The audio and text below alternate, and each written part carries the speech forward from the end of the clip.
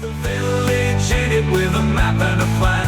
No place too tiny for this determined man. Crossing the counties one by one, you'll see in every English corner a bit of history.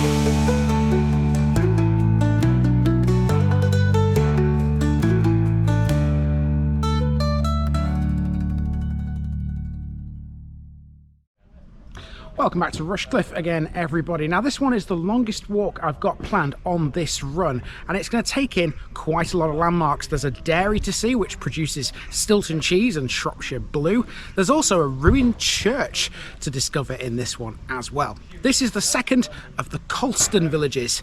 It's COLSTON BASSETT.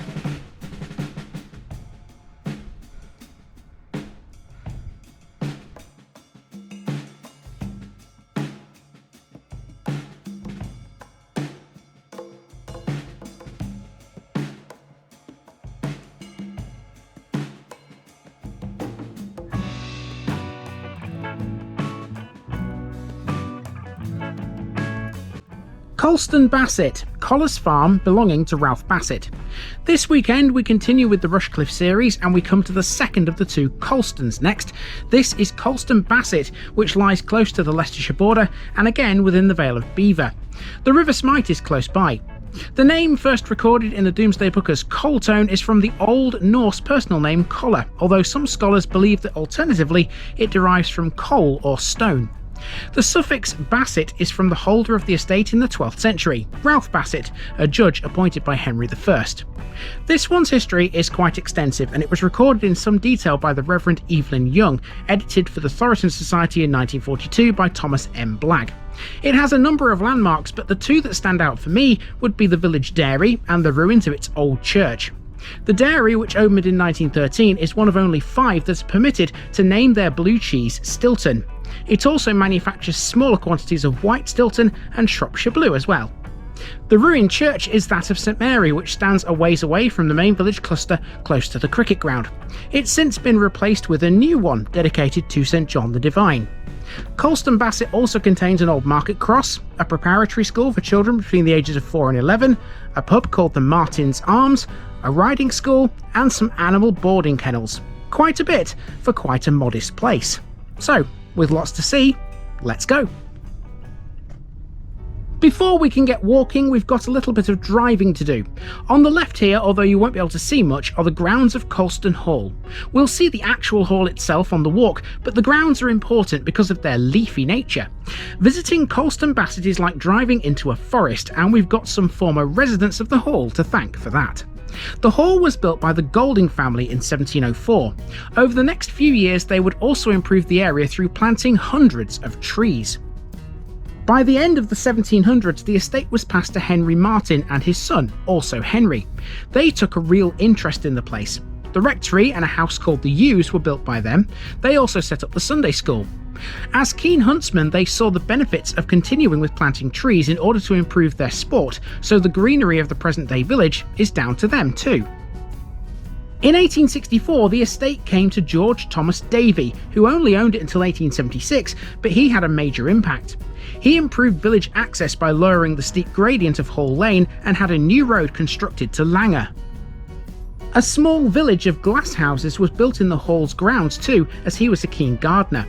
His collection of orchids was legendary, and in order to keep them all in tip-top condition, he had a large house built in the grounds for his head gardener.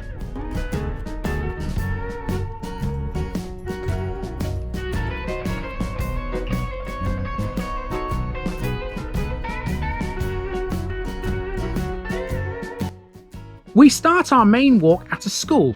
The history of schools in COLSTON BASSETT is a little complex, but I'll do my best to explain it. This building used to be COLSTON BASSETT Primary School. It closed in 2006 due to declining enrolment. It is, however, still in use. It reopened in 2007 as the COLSTON BASSETT Independent Preparatory School, a private establishment. The building is something of a marvel. It was built in 1872 from local blue Lias stone, and it's designed in a Gothic style. The original rainwater goods survive intact, and replicas have been used on a modern extension. The old outside toilets, a rare survival from such a building, have been converted into an office.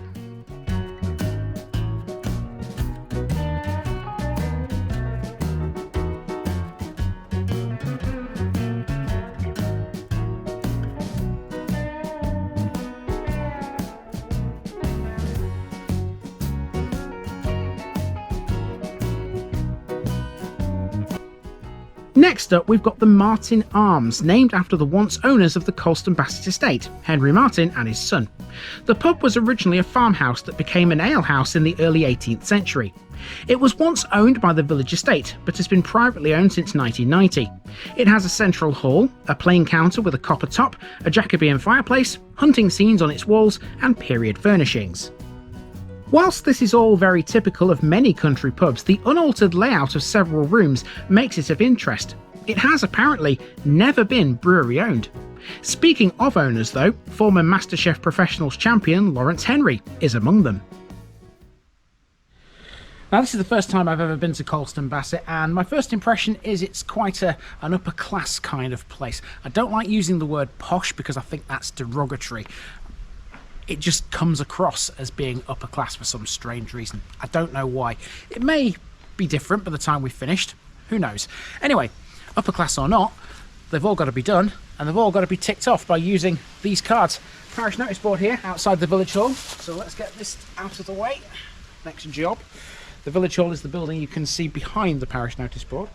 And there's also a market cross here as well. We'll talk about them both in a moment. Now to the village hall, a more modern building with many amenities. This can cater for up to 100 people at full capacity. It has a main hall, but also a bar, a kitchen, and a small committee room. The latter can be used for meetings or as a changing room.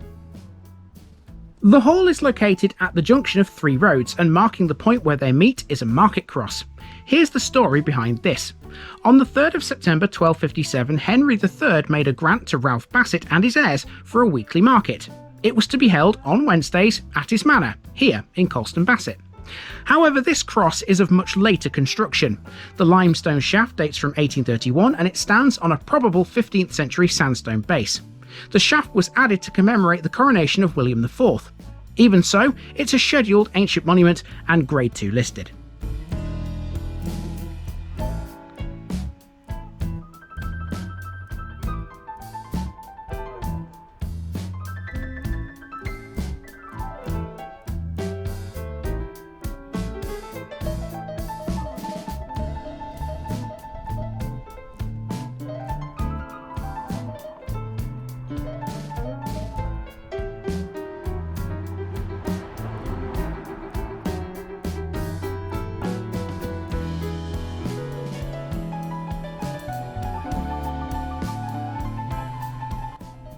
Alright, now it's time for Colston Bassett Hall. As we already know, this was built in 1704. It's one of the most prominent buildings in the village and it's Grade 2 listed. It was the work of the Golding family, but it's been extensively remodelled since those days, particularly in the 19th century. It was once owned by the Honourable Mrs. Kay, sister of Lord Strafford. Dying abroad, the house was left in her will to Henry Martin and in turn his son, also Henry. The latter would sell the house in 1864 to George Davy of the firm Anthony Gibson Co., the eminent London merchants. Davy was a great gardener. He built a small village of glasshouses and spent vast sums of money in perfecting orchids, a floral luxury for which his gardens were famous. The head gardener's house was large enough to accommodate a tolerably influential family, and he employed some 20 men to attend the work of his conservatories and his pleasure grounds. Well, it's not difficult to tell that Colston Bassett Hall's owners like things lush and green. We're now going to make our way through these trees, because what this footpath will do, which runs sort of adjacent to the hall, it goes up towards the ruins of St Mary's Church. Let's go check those out. And by way of a bonus, this footpath actually crosses part of the hall's parkland, gardens, whatever you want to call it, and you can see the hall there. It's actually rather magnificent. The hall is somewhat removed from the main village cluster, and so too is the original church. Whilst the former has stood the test of time remarkably well, the same can't be said for the latter. The former church of St Mary is a ruin and sits behind the hall, close to the cricket ground. The ruins stand on an eminence on the verge of the hall's parkland. It was built and endowed by the Abbey of Laund in Leicestershire in around 1293. It was evidently built on the site of an older church, the Norman pillars of which still remain. This was likely originally Saxon and is known to have been in existence by 1135. The ruins are Grade 1 listed. The most visible part is the Norman North Arcade, which has circular piers and pointed arches. Other features include a 14th century chancel and tower arch and a 15th century tower. So why is this in ruins? Well, it's all to do with the depopulation of the Nottinghamshire wolds in the mid-18th century. Lack of population led to the decline of several churches and other buildings, and by 1744 St Mary's was in disrepair. Permission was granted to demolish the north aisle, arcade and transept and south porch. In 1892, the diocese allowed the interior fittings and roof to be removed. Robert Knowles, the owner of the hall at that time, built a new church, which we'll see shortly. Its two bells were transferred to the new church, but its rood screen ended up at All Saints in Long Watton, Leicestershire. Despite all of this, St Mary's was never deconsecrated and remains an active church. As such, the churchyard is still used for burials and occasional outdoor services are held in the church itself.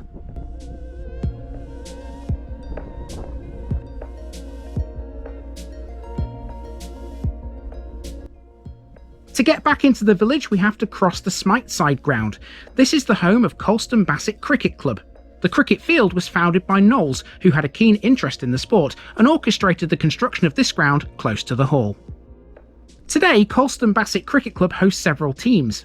In their early years, the sides they had were based on village residents, but now the younger teams are a little more cosmopolitan. The club and its grounds are maintained by volunteers.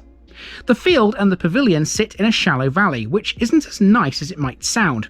This area often floods, and in times of heavy rainfall or during the peak wet seasons in winter and spring, the ground has completely disappeared underwater.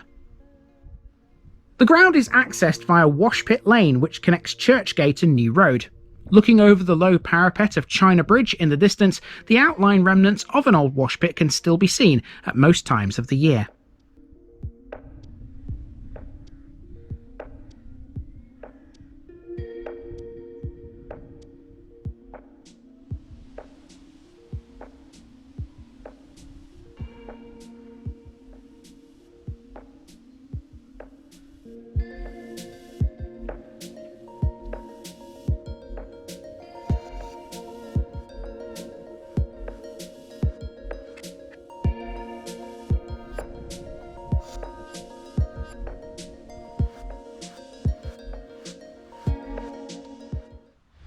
Okay, one reason why this route is longer than the others we've done recently out here in Rushcliffe is because some landmarks are in far-flung places. We've already seen a couple of them, haven't we? The ruined church, for example.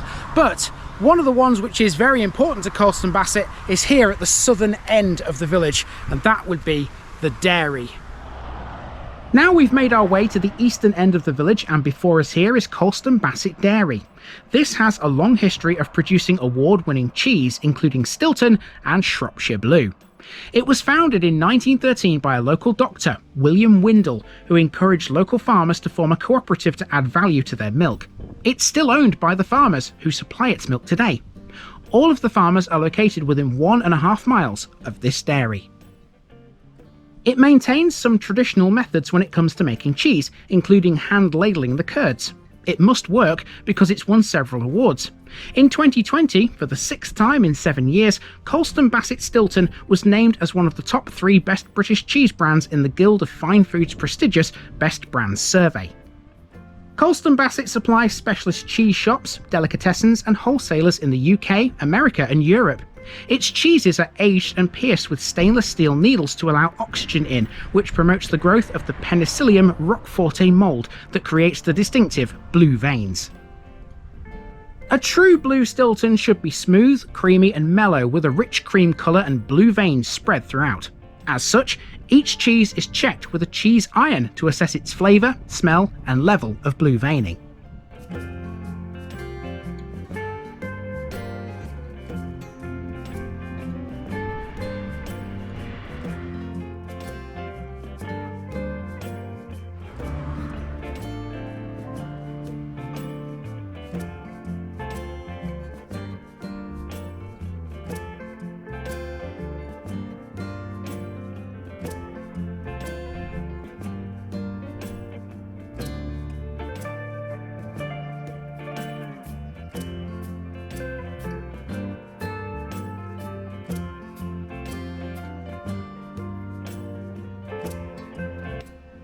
There's not a lot left now, but there is one major landmark we've yet to discuss. the new church which replaced St Mary's. Dedicated to St John the Divine, this was built in 1892 by Robert Knowles in memory of his wife and son. It was designed by Arthur W. Breuil and built in white stone by Messrs Bell & Sons. It's another Grade 2 listed building despite the fact the building work was originally of very poor quality. As such, the church soon needed a restoration. This was carried out in 1934 by Charles Marriott Aldridge Scott. The work involved restoration of the spire, which had become fractured by the corrosion of iron cramps. The western side of the church was in danger of collapsing owing to the dilapidated conditions of the foundations.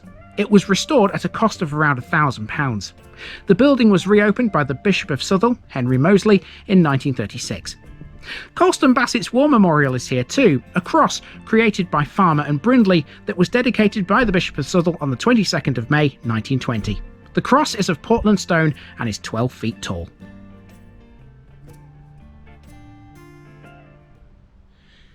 The church is open, the first one I've actually got into today, so we'll have a little look around in this one. You can tell it's Harvest Festival time because you always tend to find there are bags of food inside a church at this time of year, and there's plenty of them on this pew right at the back. Let's have a little look around then in here. First of all, on the wall, we've spoken about him before, there's a tablet which mentions Robert Millington Knowles of Colston Bassett Hall. It's in memory of his eldest son, this, John Haslam Knowles, and his wife Alice. So there you go. There's the man himself. Now, let's have a wander around the church, see what else we've got. It's not the largest church in the world. Obviously there's a clerestory up there with some windows, allowing some more light in. They're not stained glass windows. They're all clear. There is some stained glass in here though. We have a look at the back. You can see there's the east window there. That's definitely got some stained glass in it. Up into the chancel. Now this is a bit more cavernous. That ceiling's quite a long way up. And we know how tall the spire is. We've seen that from the outside. Got the organ on the right, up there. And on the left, not much to be honest, just another window. Can't see anything else in the way of tablets on the wall. There is a brass over there, which I walked past a second ago and never even saw. So, go and see what this one's about. And this is in memory of the Reverend Joshua Brooke. For 53 years, the beloved and respected vicar of this parish, son of the Reverend Joshua Brooke, also vicar of this parish, and of Gamston. Gamston is a place we haven't been to yet in Rushcliffe. It's one of the last ones I'll be doing. So if you're waiting for Gamston, you've still got quite a wait on your hands, I'm afraid. There is a tablet on this side. This is a war memorial, World War I. That's listing the names of, I think, 14 men there. And I like this line at the bottom. Death is swallowed up in victory. That's true, isn't it? Absolutely. The font at the back. Oh, there's another tablet here on the wall too. This is in memory of Henry Martin and Maria Elizabeth, his wife. So the other major family, another of the major families here in Colston Bassett mentioned on this tablet. And there we have the font at the back. And that's basically it. Not much more to the church than that. Nice church, I have to admit. I wonder what St Mary's would have looked like when it was in full swing. Would it have looked as grand as this? I'm sure it would. It seemed bigger, didn't it? This seems a whole lot smaller for some reason. Anyway, time for us to make our way out of the church now and back to the car, because we are effectively all the way around Colston Bassett. Once I'm out of here, I'll take a left turn back towards the village hall and the market cross, and we've made it around another parish in Rushcliffe.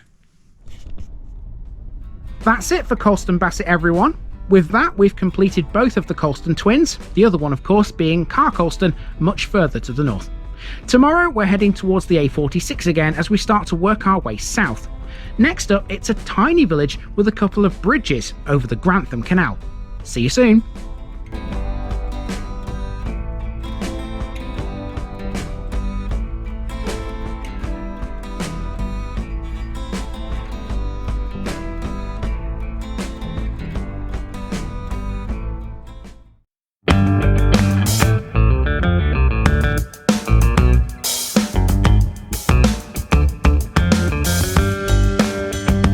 Now, just before I go, remember, this video is part of a huge project to visit every civil parish in England. That's more than 10,000. These routes are pre-planned, and due to time constraints, I can't cover every detail or walk down every street. Please don't complain if this video missed something out. I pronounce names how I choose to. I am very aware that local dialect may vary, and I don't take kindly to criticism about this. You've been warned. It's impossible to know everything too. If this video was terrible, make your own. If you're a regular watcher of The Village Idiot, you're not the only one. If you've got a small business, why not use my videos to advertise it? Leave a comment below if you're interested. And finally, thanks for watching this episode, everybody. Give us a like and a subscribe if you've enjoyed this episode, and share it with your friends and relatives. It all helps to keep this mission going. Until next time, I've been Andy, also known as The Village Idiot, and I'm out.